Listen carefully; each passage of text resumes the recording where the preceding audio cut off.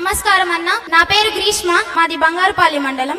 మిమ్మల్ని పాదయాత్రలో చూసాము. అప్పుడు ప్రతి తల్లికి, చెల్లికి, అక్కకి ఎంతో భరోసాని కల్పించారు. కానీ కాదంబరి జిత్వాని గారి విషయంలో గత ప్రభుత్వం ఎంతో అన్యాయం చేసింది. తెర ముందు అన్యాయం చేసిన వాళ్ళే కాకుండా తెర వెనక ఉన్న వారిని కూడా శిక్షిస్తారా?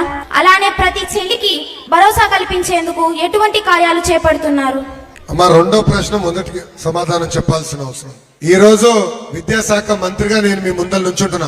ఆనాడు అడుగడుగున పాదయాత్రలు నేను చెప్పా, కేజీ నుంచి పీజీ వరకు విద్యని బలోపేతం చేయాలి, కరికులం ని బలోపేతం చేయాలి. కేజీ నుంచి పీజీ వరకు ఒక moral responsibility, social responsibility, civic responsibility తీసుకురావాలని చెప్పా. కరికులం లో ఉండాలని చెప్పా.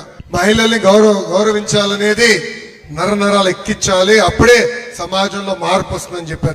అది మేము వచ్చే సంవత్సరంలో అకాడమిక్ ఇయర్ ప్రవేశపెట్టబోతున్నాం. బలమైన చట్టాలు ఇప్పటికీ ఉన్నాయి తల్లి, కానీ ఆ చట్టాలని గతంలో అమలు చేయాల.